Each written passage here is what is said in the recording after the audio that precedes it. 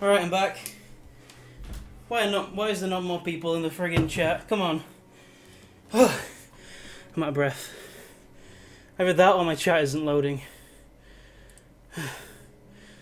I'm out of breath. Fuck. I'm gonna refresh my Twitch one more time. I'm also gonna get real close to the mic, but I'm out of breath. Fuck. Whew. I'll be okay. Just give me a minute. It gets sexual if I deep breathe into the mic. Hey. That got weird, I'm sorry. Ooh, okay, we got 6 people is enough. I can't believe I'm doing this. Do this. Alright. Let me turn my speakers up.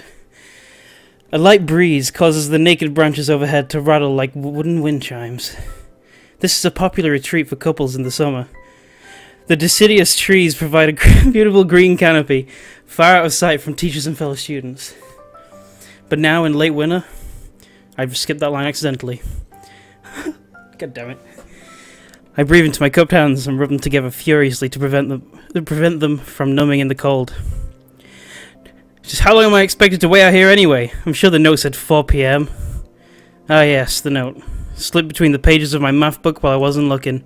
As far as cliches go, I'm more of a fan of the letter in the locker, but at least this way shows a bit of initiative. This is terrible. As I ponder the meaning of the note, the snowfall gradually thickens. Snowflakes silently falling from the white painted sky are the only sign of time passing in this stagnant world. The slow descent upon the frozen forest makes it seem like time has slowed to a crawl. The rustling of dry snow underfoot startles me, interrupting the quiet mood. Someone is approaching me from behind. How rustled are they? Wait, I have to do a girl's voice. Shit. Can I have, like, one voice that's just universal for every female in this game? Because, like, I can't do girl's voice. I need some more beer.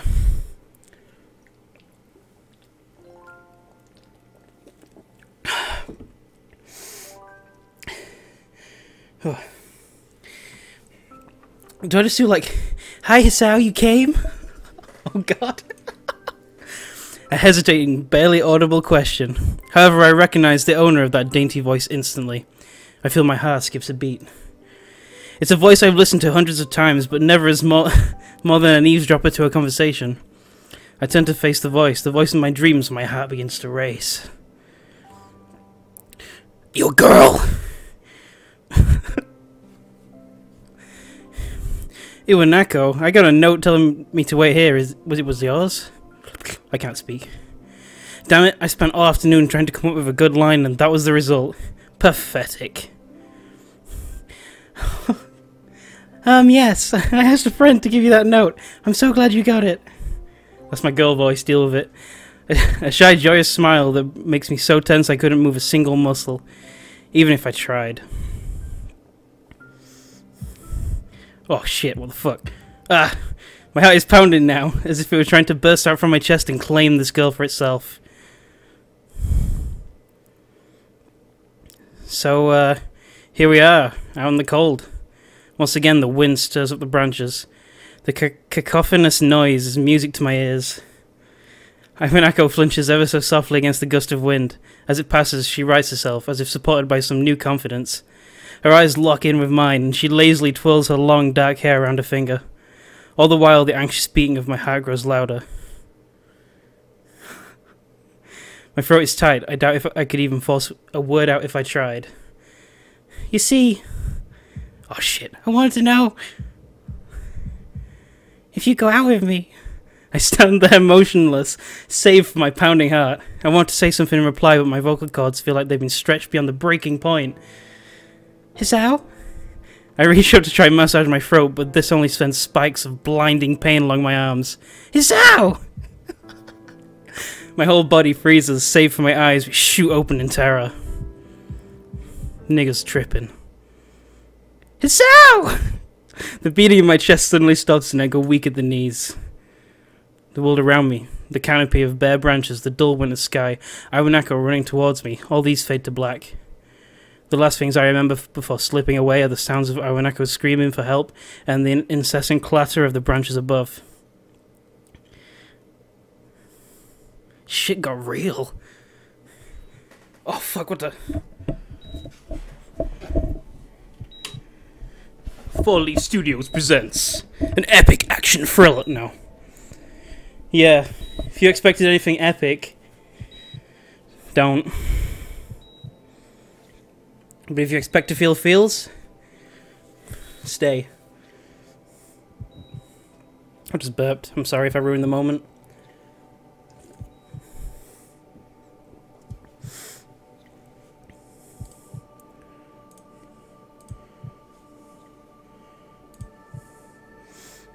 Oh shit, what the fuck?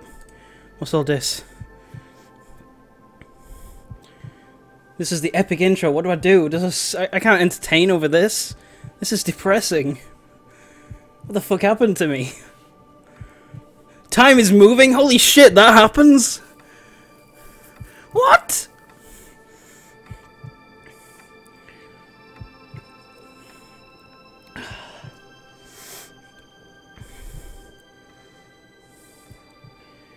And then everyone died at the end.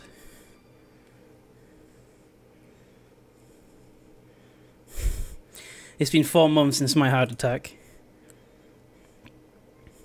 In that whole time, I can probably count the number of times I've left this hospital room unsupervised on one hand. That sentence doesn't make sense to me in my head. 4 months is a pretty long time when you're left alone with your thoughts, so I've had plenty of time to come to terms with my situation. Arrhythmia. A strange word, a foreign alien one that you don't want to be in the same room with. A rare condition, causes the heart to act erratically and occasionally beat way too fast. It can be fatal. Apparently, I've had it for a long time. They said it was a miracle I was able to go so long without anything happening. Is that really a miracle? I guess it was supposed to make me feel better, more appreciative of my life. It really didn't do anything to cheer me up. My parents, I think, were hit harder by the news than I was. They practically had 2 hemorrhages apiece. I had already had a full day by then to digest everything. To them it was fresh. They were even willing to sell our house in order to pay for a cure. Of course, there isn't a cure. Because of the late discovery of this condition, I've had to stay at the hospital to recuperate from the treatments. When I was first admitted, it felt as if I was missed. For about a week, my room in the ward was full of flowers, balloons and cards, but the visitors soon dwindled, and all the get-well-presents gifts... Get-well-presents gifts, what the fuck, began trickling down to nothing shortly after. I realized that the only reason I had gotten so many cards and flowers was because sending me their sympathy had been turned into a class project. Maybe some people were genuinely concerned, but I doubt it. Even in the beginning, I barely had visitors. By the end of their first month, only my parents came by on a regular basis. Iwanako was the last to stop visiting. After 6 weeks, I never saw her again. We never had that much to talk about when she visited anyway. We didn't touch the subject that was between us on that snowy day ever again. The hospital? It's not really a place I'd like to live in. The doctors and nurses feel so impersonal and faceless. I guess it's because they're in a hurry, and they have a million other patients waiting for them. But it makes me feel uncomfortable. For the first month or so, I asked the head cardiologist every time I saw him for a rough estimate of when I'd be able to leave. He never answered anything in a straightforward way, but told me to wait and see if the treatment surgeries worked. So I idly observed the scar that those surgeries had left on my chest slowly change its appearance over time, thinking of it as some kind of omen. I still ask the head cardiologist about leaving, but my expectations are low enough now that I'm not disappointed anymore when I don't get a reply. The way he shuffles around the answer shows that there is at least some hope. Ew, this game indeed, T. Ew, this game indeed. At some point I stopped watching TV. I don't know why, I just did. Maybe it was the wrong kind of escapism for my situation. I started reading instead. There was a small library at the hospital. Although it was more like a storeroom for books, I began working my way through it one small stack at a time. After consuming them, I would go back for more. I found that I liked reading, and I think I even became a bit addicted. I started feeling naked without a book in my hands. Much like me and my no. But I loved the stories. That was what my life was like. The days became increasingly harder to distinguish from each other, differing only by the book I was reading and the weather outside. It felt like time blurred into some kind of gooey mass. I was trapped inside, instead of moving within. A week could go by without me really noticing it. Sometimes I'd pause in realization that I didn't know what day of the week it was, but other times, all the things that surrounded me would painfully crash into my consciousness, although the barrier of nonchalance I had set up for myself. Through the barrier of nonchalance I had set up for myself. God damn it, I can't talk. The pages of my book would start to feel sharp and burning hot, and the heaviness in my chest would become so hard to bear that I had to put the book aside and just lay down for a while, looking at the ceiling as if I was about to cry. But that only happened rarely, and I couldn't even cry. Get good, kid! I'm sorry. Today the doctor comes in and gives me a smile. He seems excited, but not very. It's like he's trying to make an effort to be happy on my behalf. My parents are here. It's been a few days since I've last seen them. Both of them are even sort of dressed up. Is this supposed to be some kind of special occasion? It's not a party. There is this ritual the head cardiologist has. He takes his time sorting his papers and setting them aside as if to make a point of the pointlessness of what he just did. Then he casually sits down on the edge of the bed next to mine. He looks me in the eye for a moment. Hello, Asao. How are you today? I don't answer him, but I smile back a little.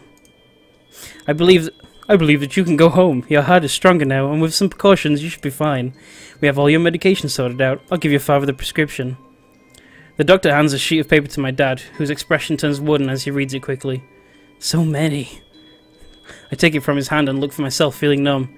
How am I supposed to react to this? The absurdly long list of medications staring back at me from the paper seems insurmountable. They all blend together in a sea of letters.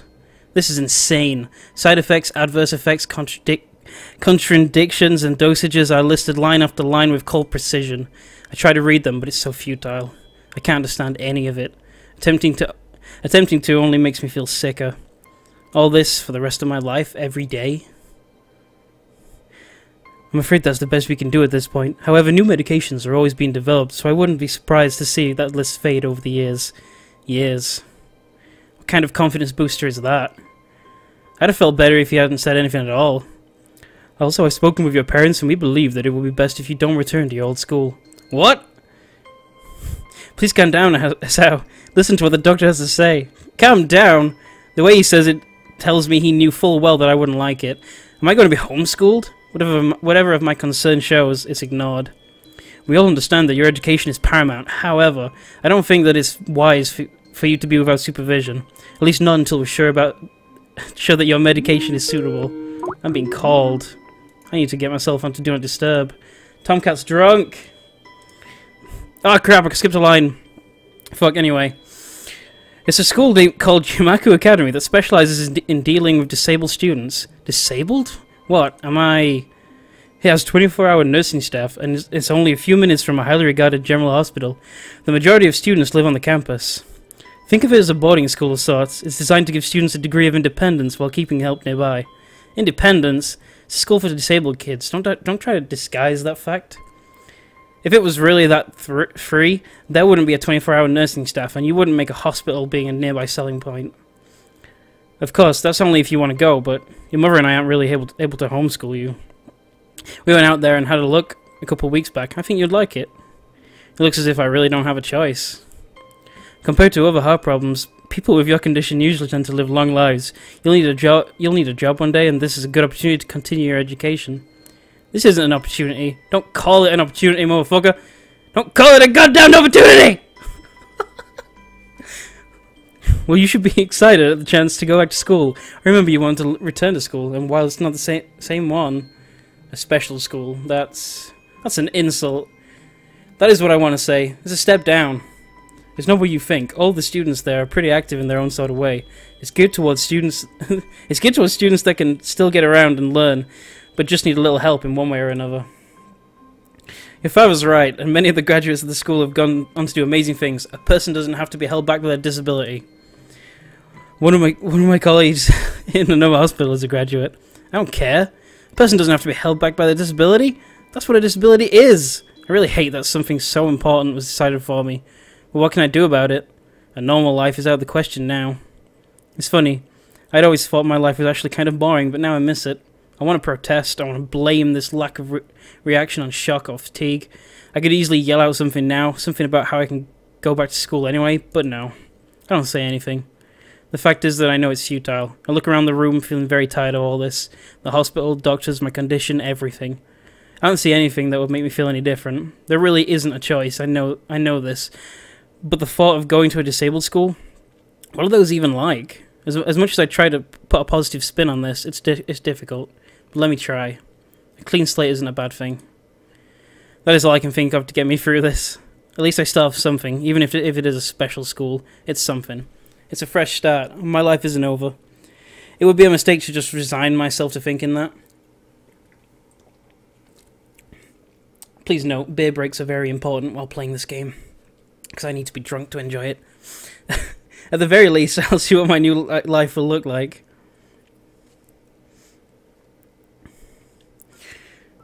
And this is where it all gets real. La la la la la. People... Oh, this is being automatically recorded, so I might actually upload it. But yeah, this is all getting real. The gate looked far too pompous for what it was. In fact, gates in general seem to do that, but this one especially so. Red bricks, black wrought iron, and grey plaster assembled into a whole that didn't feel welcoming at all. I wondered if it looked like what a gate for a school should look like, but couldn't really decide. Probably no. Of course, I didn't want to get stuck on thinking about the gate for too long, so I entered through it with a brisk pace that felt surprisingly good. Moving forward feels good. So I walked towards the main building of Yumaku Academy with this brisk pace. I'm alone, as my parents are taking my stuff to the dorms, and there's supposed to be someone waiting for me. The grounds are incredibly lush, filled with green. It doesn't feel like the kind of grounds a school would have, more like a park, with a clean walkway, going past trees and the smell of fresh-cut grass, and all the other park-like things. Words like clean and hygienic pop into my mind. It makes me shudder. Also, clean is a really nice word. Just say it, like, clean. Clean. Clean. I shake them off. Stay open-minded now. It's your new life. You gotta take it as it comes. That's what I like to tell myself. A few big buildings loom behind the leafy canopies. Too big and too many for just a school. Everything seems off. It's different from what I thought I knew about schools. There's an uncanny valley. Even though I was told this is my new school, in the back of my head it doesn't feel like one. I wonder if the feeling is real or caused by my expectations of a school for the disabled. Speaking of that, I don't see anyone else here. It's kind of eerie.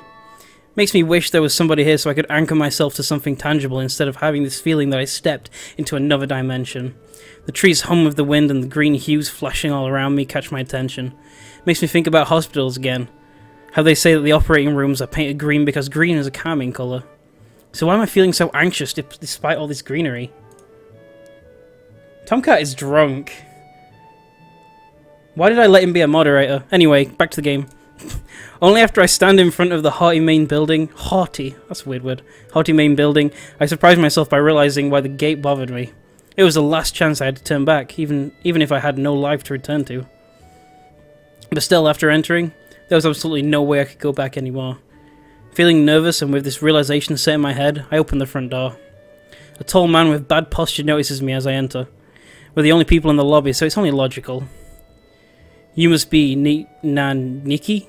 Nakai. So you are excellent. I'm your homeroom and science teacher. My name is Mutao, is it? Mutao? Mutao. Welcome. We exchange a handshake that is neither firm nor sloppy, and he looks at his watch. The head nurse asks you for a brief check-in visit, but there's no time for that now. Oh, should I go later? Yes, afternoon is probably fine. We should get going and introduce you to the rest of the class. They're waiting already. Waiting for me?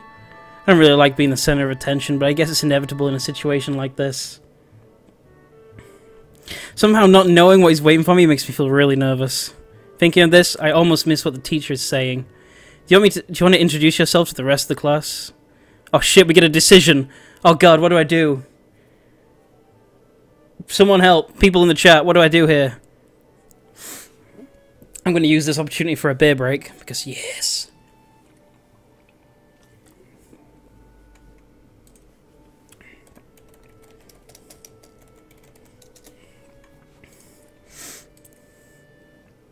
So yeah, what do I do? Do I say yeah or do I not? Do I say why? Say why? I'm gonna say why. Why? What? Do I have to? Of course not. That's why I asked. Right. Let's go then. I'm doing the wrong voices. My heart is pounding in my chest and it keeps me thinking about my condition as I follow the teacher up the stairs. The third door down the third floor corridor is marked as the classroom for class 3-3. 3-3. Mutao opens the door and enters. Good morning, everyone. Sorry I'm late again. That's the wrong person voice again. God damn it. Wow, T. That was mean. Damn it, I clicked the thing. I get a grip. This is a big step. I know that. But there isn't any point to worrying so much about it. At least not this soon. Shit. There's people here. What do I do? I follow the teacher into the classroom and look around, partially so I won't have to meet the curious gazes of my new classmates. It's pretty spacious, the ceiling is unusually high, and there's a lot of space left over around him and in between desks. An entire wall taken up by blackboards and the higher, old-fashioned windows only make it seem larger. The students' desks are standard wooden desks with a shelf underneath for books and wooden chairs with metal frames. Simple and efficient.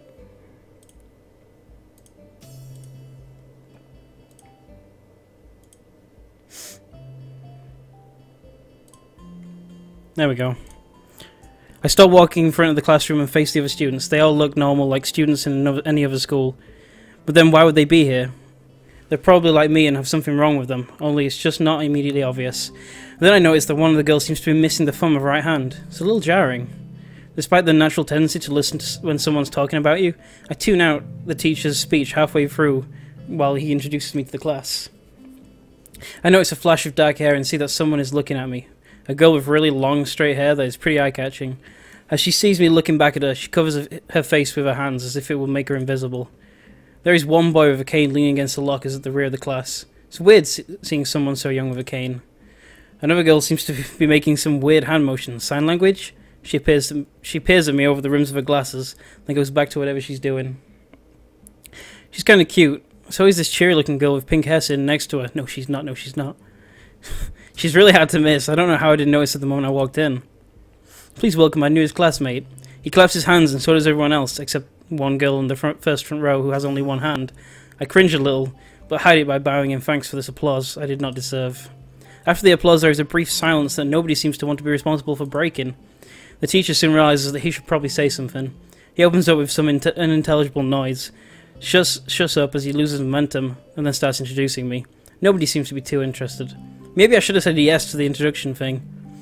Probably realizing he doesn't know anything about me, he just ends up saying my name wrong again and asks me to write it on the blackboard. I do that and turn back to the class, feeling awkward. I listen to the teacher as he drones about getting along with letting my gaze sweep across the classroom, running out of breath as I speak because, god damn it, I'm unhealthy. Everyone seems to be listening to him intently, and when he's done, they clap their hands again, which feels like a weird thing to do. The first row girl claps on this round, with her one hand against her other wrist that ends up in a bandaged stump. It makes me feel a little bad, as it probably should. We're going to be doing some group work today, so that'll give you a chance to talk with everyone. Is that okay with you? Yes, fine with me. That's good. You can work with Hakamichi. She's the class representative. She can explain anything you might want to know, and who else would be able to do that better, right? How could I know? The teacher passes out the day's assignments and announces that we'll be working in groups of 3. It hits me that I don't know who Hakamichi is. Slow. The teacher seems to catch my helpless expression. Alright, Hakamichi is right there. Shizune Hakamichi. As he calls out her name, that cute, bubbly-looking girl with bright pink hair and gold eyes waves her hand at me. I take a seat next to her by the window. Hey, I guess you're Hakamichi, right? It's nice to meet you. Oh god, I have to do a Shizune voice. Shizune. What voice do I even do for Shizune? Oh god. Someone please... This is not good. I can't do a Shizune voice. It's like, ha ha ha ha! Or some shit. What about... Oh, I could just do the girl voice I did earlier. Ha ha! That? People want that? Oh man, this was a bad idea.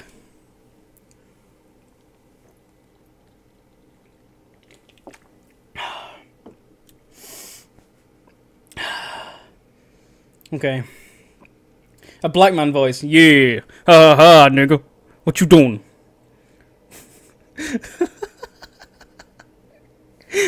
I actually really want to do T's suggestion there. Just do a completely black voice. Oh man, that would be amazing. You know what? That was necessary. But I'll do high-pitched, because that'll upset everyone. Ha ha ha! What, I'm caught off guard by laughter. It's nice to meet you too, but I'm not Hakamichi, I'm Misha. This is Hakamichi Shichan. What the fuck, Shichan? Giggling, Misha points to the girl next to her, the one I saw using sign language before. It looks like she has been staring at me this whole time. She nods once nonchalantly to show that she acknowledges my presence, but only barely. She has short yet carefully neatly brushed hair, and a pair of oval-shaped glasses balanced on the tip of a dainty nose, and dark blue eyes that seem to alternate every few seconds between analytical and slightly bored. It's nice to meet you. It's not. ... Get like, prepare yourself to be listening to seeing that a lot. ... from Shizune. Because that, well, she doesn't talk because she's deaf, so she doesn't ever talk ever. She immediately looks at Misha, who smiles and makes a few quick gestures with her hands. Hakamichi nods and makes a few gestures of her own. I start to wonder if the teacher was messing with me, saying things like, "You'll be able to talk to people, and who better to explain things to you?" I can see you're a little confused, right? But I understand why you would think I was Shichan. Shichan is deaf, so I'm the person who translates things back and forth to her.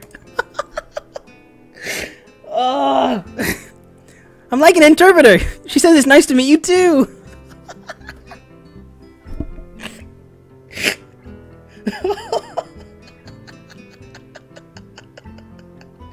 Oh man. Oh god. Okay. You're the new student, aren't you? Well, Shichan, of course he is. If he wasn't, he would have been standing up there for no reason, right? Misha looks at me with a weird expression, then continues. We don't know much about him, but maybe we'll find out later. Maybe I should have introduced myself after all. Anything would have given him a better first impression than the teacher's drone and fumbling with my name. We knew there was going to be a new student, but we didn't know you would be here today. Oh shit, wrong voice. We knew there was going to be a new student, but we didn't know you'd be today. Hichan? Yep, it fits, doesn't it? Did I say it out loud? Just a surprise. I've never liked that nickname. I don't really see how. It fits. You look just like I imagined. And Shizune's like, ha! But she doesn't say anything because she's Shizune. Ha ha ha! Yeah, you look just like a Hichan. I wonder why everyone seems to think so. Hakamichi taps her finger on the desk to get Misha's attention. They gesture back and forth to each other excitedly, their hands a blur. Misha seems a little overwhelmed. Ahaha! Sorry about that! I can't do it anymore! I just can't do it anymore! I can't! But I must continue, I must power on. Shichan wants you to know that she's the class rep, so if there's anything you need to know, you can feel free to ask her. Fucking... Do you like the school so far? We can show you around a little if you haven't had the time to walk around and familiarize yourself with it. Misha stumbles with the hard word a bit, making it stick out in an otherwise fluid translation. Thanks, that would be pretty helpful. Yeah, I just kind of came straight to class today. Says nonchalantly, cause yo, I'm a home dog. Ha ha ha! Fucking Misha, stop laughing at everything. Jesus. She's on, I swear she's on like meth or some shit. That's no good. You should always try to learn as much as you can about where you're going before you get there. Not just with school either. Oh, I can't do the voice. Shit, I've lost it. People in the chat, yes, this is being recorded like automatically by OBS, so it should be being recorded. Always, even if it's a trip to the convenience store. Really, Shichan? Ha ha! Learn about where you're going? I guess I didn't bother to do that. I just didn't care enough. I didn't look forward to this, even if I committed myself to going along with it, half-assedly, but anyway. I don't say anything, and Misha signs something that ends in a shrug. What was that? It seems like it was about me. I feel like slumping over my seat. Both of them are smiling, but that shrug hit me unexpectedly deeply. You look down. Are you okay? I'm so glad Shizune doesn't talk. I'm so glad.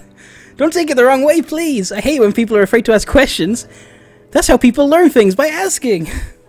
Asking for help is normal as much as needing help. Stop looking like you just failed a test.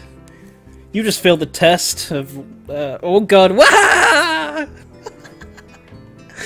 I'm gonna make her laugh get crazier over time until eventually it's just like a shout. Oh shit! Go back. How do I go back? I missed it. Okay, what happened? Oh, nothing. Okay, I didn't miss anything. Carry on. She wahahad, yeah. Alright. Dots. And another thing, you don't have to call Shichan something so formal like Hakamechi. Or class rep all the time. Just call her Shichan. Can I just call her Shizune? Because that's a fucking name. Jesus. Ha ha ha! Okay, maybe that's too casual. Maybe Shizune will be more appropriate. Yeah, that works. That fucking works. Okay, let me just sort my beers out here. I've got plenty of... I'm stocked. Okay. Yep. Shizune is fine. Okay, that would be a lot easier for me. Yeah, a lot easier for both of us, man. I feel a lot more at ease. Both of them seem so friendly, so I feel like an idiot for being so apprehensive earlier. Especially about Shizune, who I assume will be all business. Well, she still seems like that, just less so, I guess. Exclamation mark! Why does she have that? She just like... What? Huh? Alright, we haven't even touched the assignment. We should start work now, or Shitan will get mad. The assignment is also kind of long, so we should start now if you want to finish it before the end of class. Wah! That too! Shizune glares at the two of us impatiently. I don't know how to sign language to... I don't know sign language to understand that. Okay, I get the message. After class, we can take a walk around grounds together. It's a nice day today. Okay? Okay? The assignment is actually very challenging to get through, combining aspects of being both difficult and unnecessarily long, like most assignments. Still, we finish it a few minutes earlier than anyone else in class. Despite our late start, Shizune and Mishra are really capable. They're quite different, though. The class rep is as calm and professional as she looks, while Mishra is a lot more playful and girlish, not to mention a little more easily distracted.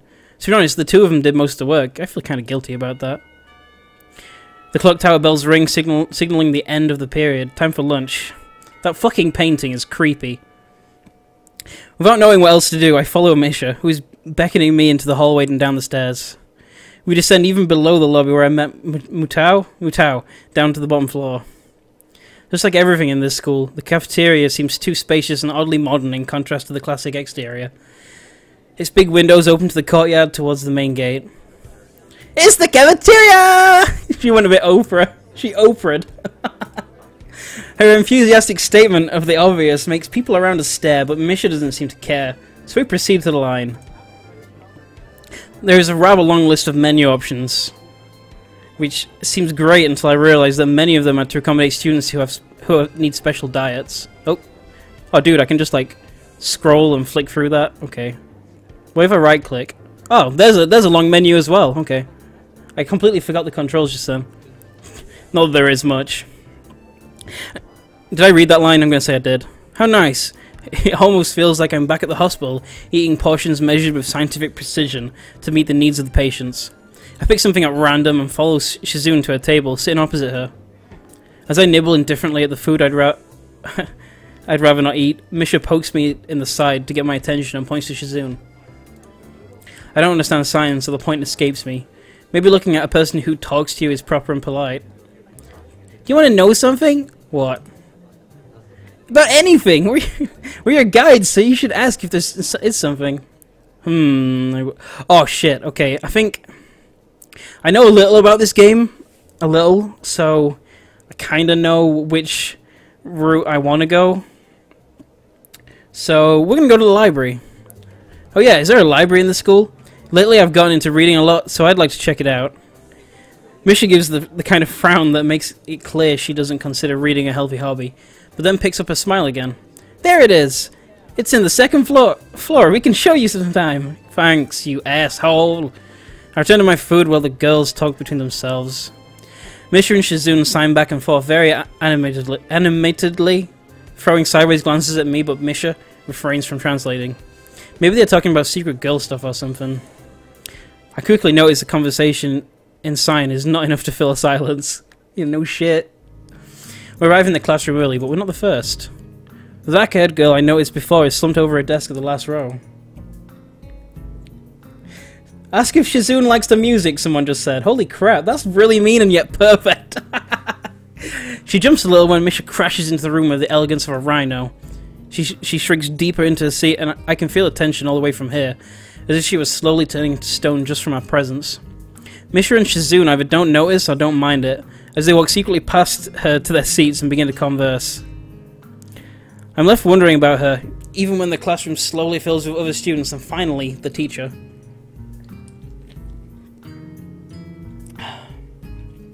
Getting into the rhythm of school feels strange. It's as if my brain remembers how this is done, but my body doesn't.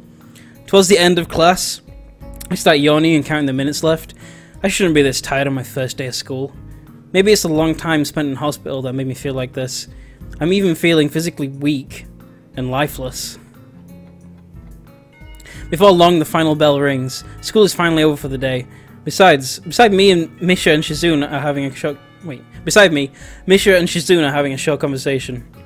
After a bit of deliberation, Misha turns to me and says nothing, because Shizune doesn't say anything. Hey Shizune!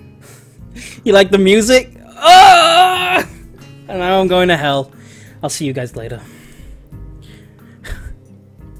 Unfortunately, we can't stay and show your hands today, Chan. We've got to hurry up, since there's a lot of work for us to do. ... You'll find your way around here, I'm sure of it. Oh wait, the teacher said I'd have to see the nurse. Where do I gotta go? Is that so? Well, we can at least show you that much. Come on. The nurses have their own building, so we have to go outside. I can't do that voice. I just can't keep it. We join the flow of students making their way down the stairwell and outside, and the girls pointing out other senior classrooms in the hallway, same as ours. Oh, so I read that wrong, but I don't give a fuck. Let me just take my jacket off. It's warm in here. So take off all your clothes. When we get outside, the girls make their way to the smaller building right next to the school. It's built in the same style, so it looks like it's actually part of the main building. This is the I can't do that word in her voice. This is the auxiliary building here. There's a lot of official and important stuff inside, like the Yamaku Foundation office and all the nurses' offices. They even have a swimming pool. How is that official? You bitch. Don't be silly, Chan. It's for physical therapy, of course. Anyway, all the nursing staff facilities are in there, too. People are tweeting at me and it made me laugh. The head nurse's office is on the first floor. We'll be fine from here, right? We'll be going then, see you tomorrow. Yeah, you bitches, thanks, bye. Go away, leave me alone. I'm gonna take an opportunity to read Twitter right now.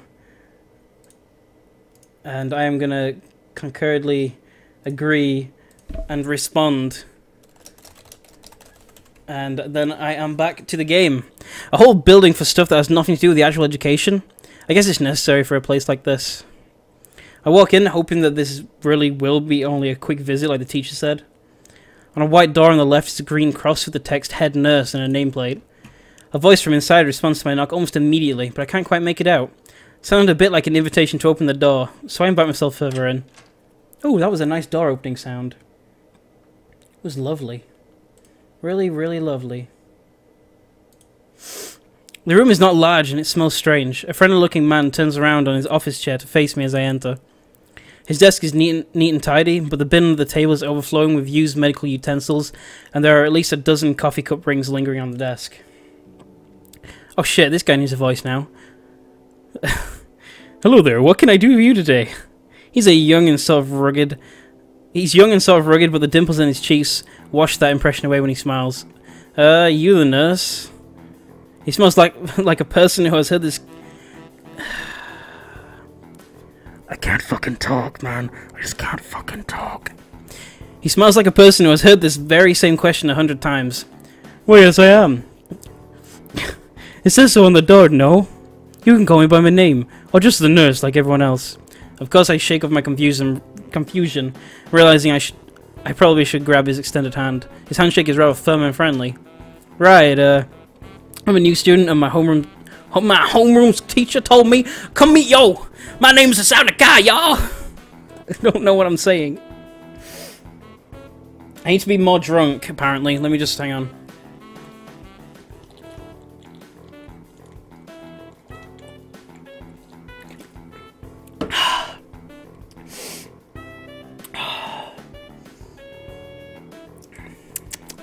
His eyes light up with revelation and he snaps his fingers. Oh, you're that Nakai. I was just reading your file in the morning. Some kind of chronic arrhythmia and related congenital, I'm gonna say congenital heart muscle deficiency, right? He gestures me to sit down in a vacant armchair in front of his desk. Yes. Good, well, you've probably been briefed about the school enough, so I'll just go over this quickly. We have all kinds of facilities, mostly physical therapy and such. There's always someone from my staff around, even at night, so never hesitate to call us if there's a problem. Fun fact, I doubt we're ever gonna see another, like, staff member. It's always gonna be him. It'll never not be him. Like, it just doesn't make sense. I don't get that. But, yeah. The famous 24-hour nursing staff. Wow, this is like a hospital. Well, not exactly. For instance, we don't do brain surgery here. His joke feels so out of place and I'm left thinking why he even said it. Because he's gangster, yo. Yeah, just that it's really weird to have so many medical people at the school. You'll get used to it. I don't want to get used to it. I'm not so sure of that myself, but I don't let the nurse know it. Let me just find your file again. While he searches for something from his computer and shuffles stacks of papers around, I let my gaze wander around the room. It's the epitome of generic, I'd like to say. Beige walls and ceiling, dark grey laminate flooring, and all the equipment you'd expect from a school nurse's office. Even the ridiculous educational posters are hanging on all four walls, reminding me to eat properly, 3 times a day, and from all the food groups. Because everyone does that. Everyone does that. You know? No one ever eats badly. Smiling, the nurse draws a thick file from a stack of similarly thick files and opens it. So you already have medication for the arrhythmia. Just remember to take your pills every morning and evening or it won't be much help. I'm doing the wrong voice. Apart from that, do you do any sports? Rash stuff? Like, I don't know, boxing? He grins to his own joke, but I don't. Well played. Well, I played soccer occasionally with some classmates. Alright, I'm afraid I'm going to have to recommend that you refrain from doing that. At least for the time being. Oh! Well... My lack of reaction makes him raise an eyebrow, but really, I'm not too bothered by him forbidding me to kick a ball about. I guess I never did it out of a burning passion for the sport. I just have something to do. Any kind of concussion might be dangerous to your heart, and risking another attack is not a good idea. Was the previous one caused by sudden concussion to the chest area? There is no mention of the cause in your papers. Not exactly. I sidestep the question acceptably, and he glances at me over his papers with a more serious expression on his face. Still, you need to keep your body healthy, so some exercise would do you good. We have physical therapy and such available, as I said, but I don't think you really need such heavy measures. Just get some light exercise regularly. Brisk walks or even light jogging, jumping rope, that sort of thing. Swimming, maybe? There's a pool here. We got all this shit. So I was told. You were? Very good. At any rate, I'm sure you've been told this before. You just need to take care and not to overexert. You just need to take care to not overexert yourself. Fuck, I can't even say that sentence. He wags his finger to emphasize the point. No need, really. I've heard this 1,000 times already. Absolutely no unnecessary risks. Take care of yourself. Okay, come on. I want to pick up the pace, but this game never really picks up the pace. I always forget that. He goes over my papers one more time, sets them on the desk. Wait, what did that say? I didn't even read it. Back it up. Back it up, game. Come on. Obviously content. There we go. That's such a nice phrase. Good. That's it then. Come meet me if you ever need anything. I'm ushered out before I even realize it. A quick visit indeed. I'm going to take this moment to drink.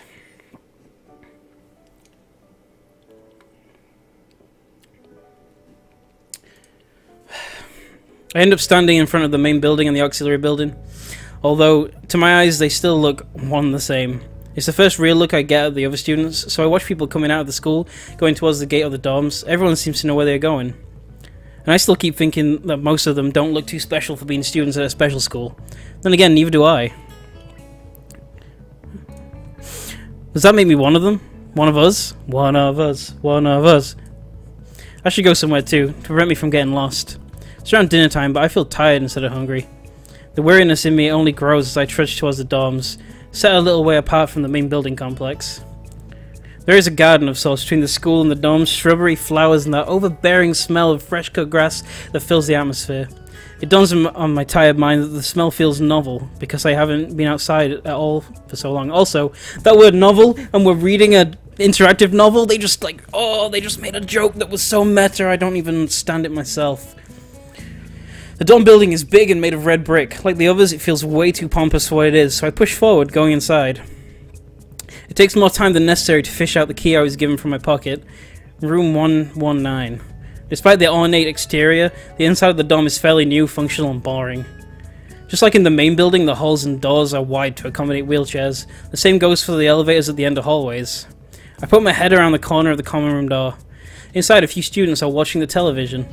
One nods and gives a quick hello before turning back on the TV. Seems that only the girls around here are sociable. How convenient! I climb the stairs to the upper floor. Here, small corridors branch off from the main hallway.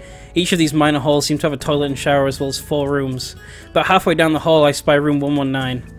The nameplates on the rooms adjacent to mine are blank. I guess there are just 2 of us here. Light shines from below the door of room 117, so I knock lightly. Hello, is anyone home? From inside I hear a few movements, and the clicking of way more locks than I thought these doors had. After a moment, the door squeaks open. Popcorn! Oh god. A bespectacled boy is standing in the hallway. He's looking at me very intently through his extremely thick eyeglasses. What voice should I give this guy? Harold...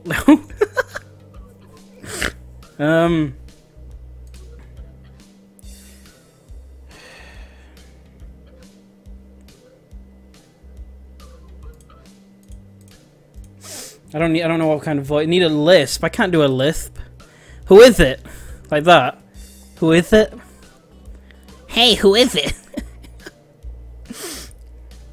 Oh, who is it? That's full Oprah. I just went full Oprah on this shit. Who is it? Blind? No, at least not completely. Why would he have eyeglasses if he was? He leans closer to me until our noses are almost touching. His breath stinks of garlic. It's found the cat! It's found the guy! I move into the next room. I thought I should introduce my... His face suddenly brightens in realization. He stands back upright, thrusting his hand out in a smiling greeting, almost straight into my diaphragm. Oh, sup, dude? The name's Kenji. Hi. I take Kenji's sweaty hand and shake it, still a little rattled by the sudden change of attitude and vehement welcome. There were some suspicious-looking people going in and out of your room. Oh, wait. There were some suspicious-looking people going in and out of your room earlier. It was probably my parents. Your parents? You sure? Because they could have been some other people, too. You can't judge a book by its cover. His out-of-place... His out-of-place proverb is left hanging between us awkwardly as I try to think of some way to respond. I say the chances are high enough. He shudders and makes some exaggerated hand gestures. Wait, was that him who said that? No, it was me. Good. You're a brave man, thou. Me? I don't think I could thrust... I could thrust the chances. The only one I trust is myself. Does that mean I shouldn't get to know you either? He thinks about this for a while. A wise decision. Damn, damn, good sir, you are smarter than you look. Probably. What do you look like? What do you look like? I hope it's not smart. He squints his eyes and leans closer again, but I lean backwards to dodge it. Never mind. It doesn't matter. With that, he turns, fumbles around for a moment in search of the door handle and shuts the door behind him. I slide the key into the lock of the door marked 119. Bleak beige walls, white linen, a desk of some type of light wood, ugly curtains. It's no one's room, impersonal like my hospital room was. My bags are sitting at the foot of my bed looking a lot emptier than they did this morning. The closet is sitting open, stocked with my clothes. Also, it seems that there are a number of school uniforms hanging there as well. I know it's pinned to the sleeves of one of my shirts. Oh god, I have to read this. Hi, Chan. We have unpacked your things and made your bed. They said that if these don't fit, then you should go to the office tomorrow. If you have any problems, you can always call us. Love, Mom and Dad. No, bless them. They know how to look out for me. Well, at least I don't have to worry about them niggas. I mean, unpacking. I kind of hoped I would have. Then there would be something to do. It's still too early. Put the note on the desktop and lay down on the bed feeling drained. Lying there makes me want to read something, but I have nothing with me. I wonder if the hospital conditioned me for wanting to read whenever I have nothing to do. The restless urge just keeps growing until I have to stand up. Maybe it's stress or something. I was pretty nervous about it before coming, and for the entire day too. Day to day too. I still am, I think. Damn. Damn! God damn it, man! I have to distract myself somehow. So I won't be this unnatural all the time. Tomorrow I'll go borrow some books from the library. Yeah, I'll do that. But for now... Medication! The bowls of medications neatly arranged on my night table catch my eye. I pick up one and shake it just to hear the contents rattle inside, and then read the glued-on pharmacy label. Hisao Nakai. 2 tablets daily to stay alive! This just got epic! It doesn't really say that, but it could just as well. It's kind of twisted having your life depend on chemicals like this. I resent it a little, but what choice do I have? With a sigh, I begin my new daily ritual of taking the right number of pills from each bottle, being careful to check the correct dosage. Correct dosages. I lie down again, feeling hollow and uncertain. After that, I keep staring at the blank, unfamiliar ceiling for a long time. It doesn't start looking any more familiar, not even after the darkness falls and the long shadows draw across my room like fingers. The sheets feel slightly more comfortable, warm and nest-like against the chill that passes for room temperature here.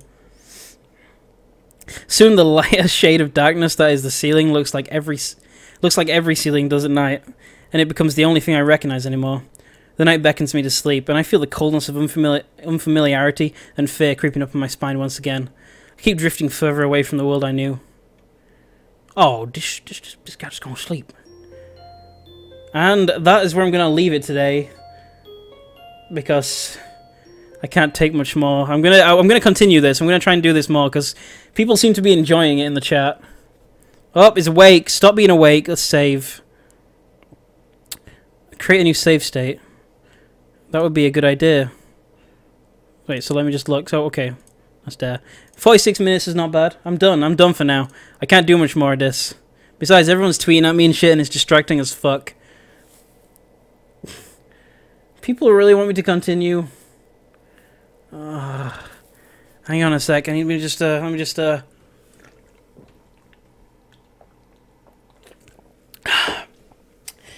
Alright, I'll do more. I wake up in a strange room. Solid morning light shimmers against the light grey ceiling. I'd forgotten to draw the curtains closed last night. This is my room, isn't it? My room. This is the 3rd room this year that I'm supposed to call mine. Various things around here remind me that indeed it's me who's supposed to be the one living here. My bag's on the floor, my new schoolbooks on the desk, my numerous medications on the night table. I stare at the bottles for a moment, deliberating until I open a bottle, shake out a pill, and pop out a tablet from a foil sheet. I down them with a chaser of water without thinking about the chemistry. My uniforms are in the closet. I slink out from under the sheets and stretch my back before dressing up. Putting on a new school uniform feels like dressing in someone else's clothes. The artificial smell of generic detergent invades my nose. Invades my nose! But the feeling of fresh cloth against my back is a good one. A natural one. It feels like a school uniform as it should. It's not much different from what I used to wear before. That goes for other things too. So far, this place seems more or less like a normal school. Except for the people. That was a nice burp. I'm sorry about that, but that was necessary. Ugh. Tastes like beer. Anyway, I think back to my talk with Kenji yesterday. Misha's constant laughter and Shizune's sweeping sign language gestures. Well, I've only met 3 students so far. Maybe they aren't that normal, but I'm sure others are. Or perhaps people like them are what passes for normal around here. Yeah, what does pass for normal around here? What do people do? I didn't see a lot of kids hanging around after the classes yesterday, so maybe there are clubs. If so, I wonder if I should join one.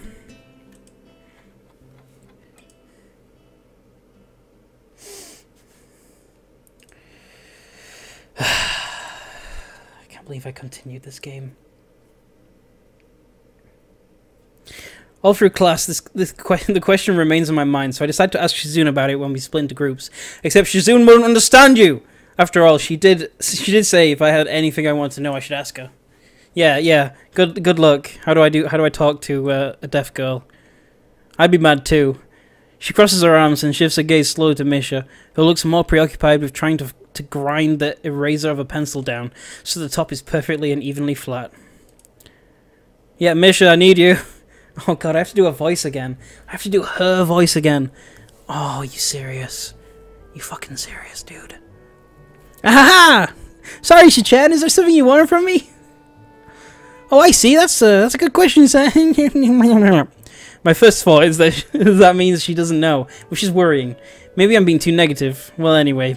Misha, please don't prove me right. Please, the Lord. I'm gonna praise on you. What? Oh, that's right. Everyone is encouraged to join a club. A lot of people do so, because there isn't really anything else to do. Yeah!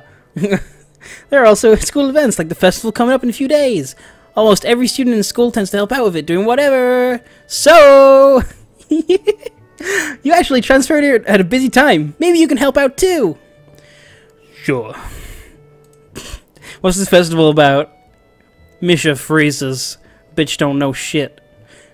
She doesn't. Oh crap! Well, ha! I don't know, Chan. The truth is, it's a local event. I'm not from this area, so. And then Shizune steps in and says nothing. She starts signing desperately to Shizune, asking her to bail her out. Shizune adjusts her glasses at the end of an oddly grandiose flourish. I'm gonna say that, and starts signing hard and heavy. Oh, it's all getting hard and heavy in here. Huh? Oh, who cares? Oh. Misha puffs out her chest because she wants to as she shouts Shizune's words out at me with a disproportionate amount of pride. Too loud. I can see heads turning to look in our direction. Yo, girl, not so loud. Keep that voice down. Shizune looks away because she doesn't hear anything. Human beings evolve with each generation. The ideals and beliefs behind a festival will inevitably change with time. Yeah, woo! Question mark! Exclamation mark! Silence. Now it's about delicious fried fruit and amusing little games that you play to win prizes. Ha ha! Whoop whoop! The teacher clears his throat very loudly, banging his long wooden pointer against his other palm like a baton. He shoots a pointed gaze at us. Finally noticing where we are, Misha stifles a yelp and quickly quiets down. Shizune doesn't seem embarrassed at all because she didn't hear fucking anything. I'm so mean. We're in the middle of class and we're in the middle of class and should start working. That's right, Shichan. What? That's right. Chan, are you asking because you're interested in joining a club? It could have been my eyes playing tricks on me, but I think I saw a suspicious glance exchange between them. Misha's tone has also changed, although it does that every other word anyway. Wait, a tone changes every other word, so I should be like, yeah, it's out. Yeah, I was thinking about it. Misha and Shizune look at each other again. I'm about to ask what they have in mind when something dark flutters in my peripheral vision, catching my attention. Out of the corner of my eye, I see the girl with long dark hair get up from a desk and slip silently towards the door. It doesn't seem like she was working in any group, and no one seems to notice her but me. I glance at the teacher, who's also looking at the dark-haired girl. Go. Why doesn't he say anything? Hey Chan, is something wrong? Do I look as uneasy as I feel? Or is Misha just looking at me looking after the girl who left? Peace, girl. It's none big, y'all. We got this. Shizune obviously smiles but says nothing. Okay. Well, like we were asking, you don't have any plans for lunch today, do you? I thought I would go to the library and pick up some books. Not really. Do you want to have lunch together then? Sure. You're an idiot, Hisao. Get some books. Everyone loves books. Yay! Oh my god, this is gonna be fun. Yay! Wow! Okay, Chan, perfect! Woo! The rest of class passes uneventfully. The girl with the long hair never came back.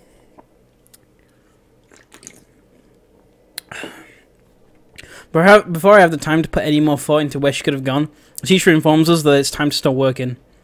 Shizune looks more than a little annoyed that we only just barely managed to finish all our work on time. I'm just glad we finished it all. It's not a contest or anything. Yes, it is, Hichan! Impossible. Really? Really? I've noticed this before, but it's kind of funny how Mishra is always moving her hands and signing not only everything she says, but what everyone else is saying at any given time. Obviously, it must be so Shizune can understand it. Her eyes dart back and forth between Mishra's hands and mine. Oh, wait, and me. I don't know who I'm supposed to be looking at. I'm talking to Mishra, but that might be wrong. Maybe I should face Shizune. I'm used to looking in the direction of the person whose voice I'm hearing, but Shizune ain't saying shit.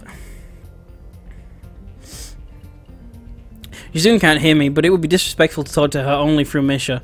Then again, isn't that what she's doing? No, she's at least looking at me. This is all very confusing and would take some time to get used to. It's not a contest because contests are competitions over a prize. If there's no prize on the line, it's not really a contest. Shizune's eyes flash dangerously with a competitive glare. She stares at me as if surprised that I'm challenging her. I think maybe this is a contest to her. I never noticed before how dark and blue her eyes are. It's truly an alluring gaze, but I'm not allured to that. Are you sure, Chan? Very sure. Haha, you're wrong, Chan, because I don't want to be the slowest one in the class. Therefore, what's on the line is my confidence in my abilities, and the prize is the satisfaction of proving them. Wow! Oh, God. She needs to stop talking forever. Also, I just read that really wrong. I read that line on the screen right now as Shizune punches her glasses, but that would really hurt. Shizune pushes her glasses up the bridge of her nose in a very matter-of-fact way. I'd argue more about the bell rings, and she quickly gets up and picks up a bag, looking at me expectantly. That fucking painting, man. I had almost forgotten that I was supposed to have lunch with them. Oh god, they just kind of jumped out at me. Where do you want to eat? The cafeteria? Haha, that's so plain. Huh, okay. Plain? Well, I guess. I mean, at my old school, I like to eat outside near the back of the building. It was a good spot, but I didn't find it until near the end of my freshman year. I wonder if there's a similar place to eat here. Misha seems to imply as much. Shizune and Misha pulled me towards the cafeteria, which is surprisingly not packed. Maybe some students favor eating in the classroom or outdoors. I saw some of my classmates have boxed lunches. After we finish eating, Misha picks up where we left off earlier. So, Chen, you want to know about clubs and stuff, right? Right, Chen? Okay, I guess it makes sense to ask first. Exchanging little nods of confirmation, they turn to face me again, and Misha straightens her posture as if she's about to deliver a speech. Hey, Chen, do you have anything you're really interested in? I used to play soccer, but I'm not really into it. I don't follow teams and players or anything like that. As of late, I usually just read a lot. There's a book club. There's a book club, right, Chen? Right, but it seems like they have all the members they can possibly have right now. Sorry, Jan. It's a really popular club. Why is a book club popular? Nerds! No, I'm kidding. Books are awesome. Okay, but more to the point. Hichan, does this mean that you don't have anything in mind? Not really. Shizune, stop moving and, like, stop being dumb. Oh god, that sounds bad. Good, great. That's great, Hichan. Really great.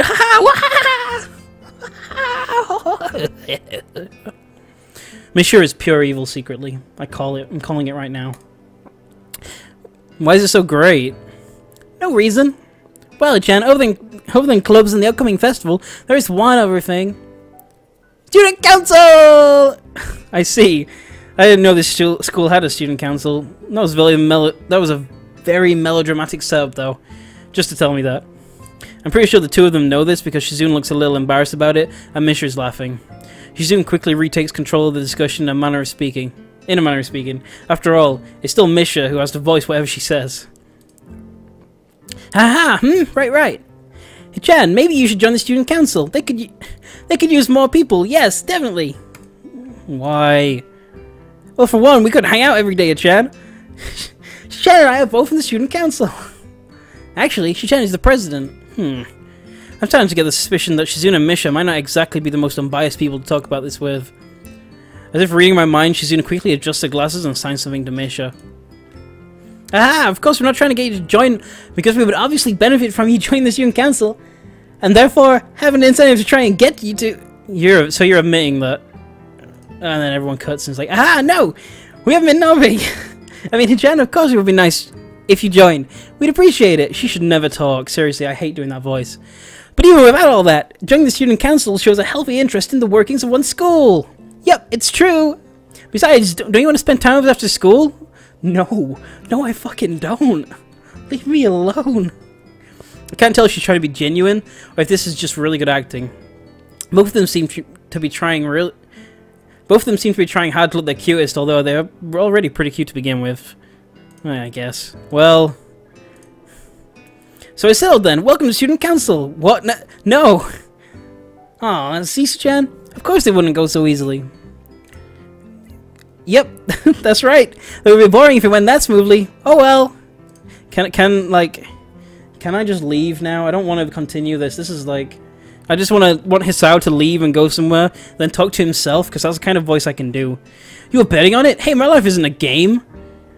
You bitches tripping? Shizuna seems very intrigued by this when Misha signs it to her.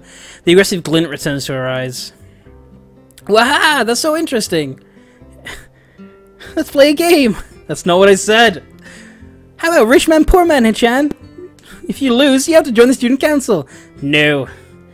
Goodness gracious, no. Oh, why not? Well, because you two both have the same incentive and therefore the same goal, which is to get me to the student council, right? Yep. Yeah, that isn't my goal, bitch. Well, what this means is that both of you can team up, and I'll be at a clear disadvantage. So I'll have to decline. Chan, I'm very offended. Are you saying that you don't trust us? That we will pull something so disingenuous? That makes me sad. Good. Sorry. Sorry. Sorry? It's hard to tell where Shizuna's influence ends and Misha's faults begin.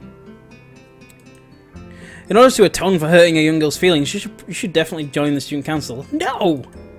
Hell no! How about a game of paper football instead? Paper football?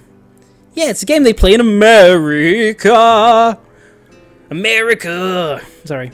You can make a paper... You make a paper triangle and then you try to shoot it past the goalposts that the other player makes with their fingers. Isn't it cool? No. And it's also played by elementary and middle school children. Chichan? Waha! That means it's a game that separates the boys from the men. More like the boys from the slightly older boys. Anyway, I'm not going to play that either. Just the fact that you know about it means you're probably surprisingly good at it. Haha, yeah, that's true! How do you know? Wait, I didn't read that last bit. Go back, take it back, boys. I just skipped it. Shizuna frowns at Misha, telling me that she probably wasn't supposed to admit that so readily. I wouldn't say that I'm happy with their attempts to get me in the student council, but I'm a little curious about what the student council does here. I've never been on one before, or even known anyone who's a part of it, so it interests me. I also kind of like Shizuna and Misha, so maybe it wouldn't be so bad. Oh wait, okay, Chan, how about Risk, the game of world domination? I don't know what the fuck that shit is, bitch. It's really fun and stuff. Sounds like Shizuna would be good at it. If you want to play, we can after school. Ah, really, Shichan? We can play just for fun, Chan. Fucking, what is this Shichans and Hitchans, and I don't understand this. Shichan hasn't played in a long time, so if you want to, there are no strings attached. Well, okay. Okay, perfect! Wow! Or something. Wait, why there? Because that's where we keep the game. Wow! Like I said. Bye, people in the chat.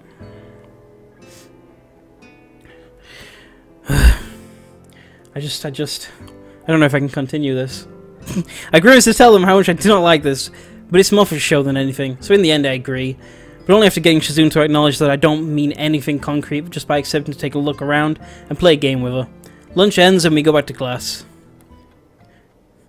Okay, now I'm ending it, because I'm dead inside. And I'm tired. And I will do this again very soon. Also, that girl just kind of, like, flew off to the right, and I've only just noticed. But yeah, I'll do this again some other time. Probably, I'm gonna actually... I might try and finish this game streaming it. Tomorrow... I don't know if I can do this tomorrow. We'll see. Anyway, I'm gonna continue this game. So if you enjoy it, you know, follow the Twitch channel if you already do. There is so much torture in this that I don't even like it, but... I actually don't mind the story, just all the reading. I'm not good at reading stuff out loud, but for you guys, it's worth it. And plus, I get to do the dumb voices like, "Hey, Tan." Goodbye, everyone.